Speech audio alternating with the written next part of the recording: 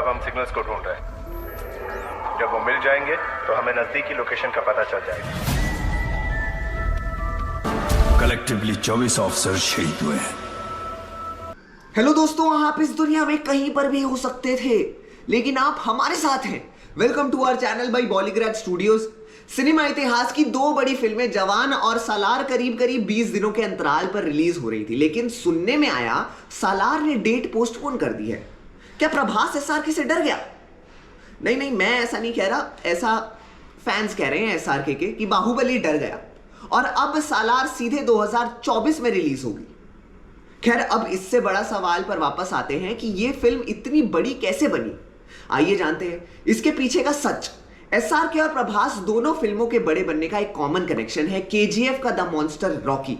सालार और जवान से कैसा जुड़ा है ये आपको बता चुके हैं, लेकिन क्यों जुड़ा है ये हम आपको बताएंगे।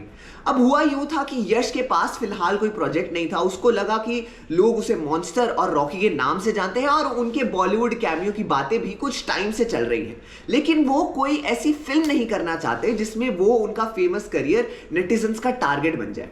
तो उन्होंने सोचा अगर पब्लिक में बने रहना है और अपनी आगे आने वाली फिल्म की फ्री मार्केटिंग करनी है तो उसका सबसे अच्छा तरीका है एसआरके द किंग खान।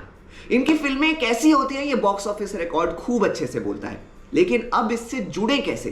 फिर इन्हें याद आई होगी भाई अपने ही रीजन के डायरेक्टर इटली की, जिन्होंने बनाई है जवान। लेकिन जवान में अब एंट्री कैसे हो, क्योंकि जवान तो कन्नड़ में बन ही नहीं रही, वो बन रही है तमिल, तेलुगु और हिंदी में। तो यहां कॉन्ट्रैक्ट हुआ कि अगर फिल्म साउथ में अच्छी चली तो यश उर्फ रॉकी उससे जुड़ेगा फॉर कन्नड़ इंडस्ट्री। यश ही वो शख्स होगा जो फिल्म को एसआरके के लिए कन्नड़ में डब करेगा। लेकिन फिर जब जवान का ट्रेलर आया तो हम सबको लगा इतना वायलेंस है और रॉकी सिर्फ अपनी आवाज देगा। क्यों भाई? कहता है ना भाई, violence violence violence, I don't like it, I avoid, but violence likes me, I can't avoid. तो जवान में बाप के किरदार वाले एसआरके भी रॉकी की तरह ही है। ऐसा लग रहा है मानो केजीएफ के रॉकी से ही इंस्पायर्ड है जवान के बाप वाला किरदार, जो वायलेंस को ही खुदा और राहत समझता है। तो ये रॉकी मॉन्स्टर भी एक मार्केटिंग स्ट्रैटेजी के साथ जवान से जुड़ा और जवान वालों ने भी इनके फैन बेस को देखते हुए इन्हें आईएमडी पर स्पेशल थैंक्स दिया। This is only a public stunt मामू। इससे हुआ क्या? मार्केटिंग हुई। जवान के साथ यश के बारे में भी बातें होने लगी, बज़ क्रिएट हुआ और फायदा होगा जवान और आने वाली केजीएफ यूनिवर्स रिलीज को, क्योंकि एसआरके को हम सब जानते हैं वो एहसान किसी का नहीं रखते। सेम ऐसा ही पैटर्न सालार बाबू ने भी अपनाया, जिसमें उन्होंने खुद को रॉकी द मॉन्स्टर से कनेक्टेड बताया। इसके बारे में तो आप सबको पता है। और कुछ कोइंसिडेंस खुद जनता जनार्दन ने निकाल दिए, जैसे सालार टीजर और केजीएफ 2 की घड़ियों को सेम होना, रॉकी की मां का सालार में होना, गाड़ियों के नंबर्स का सेम होना। इन्हीं स्ट्रैटेजीज में से एक है। वहीं ये भी एक पब्लिक स्टंट है।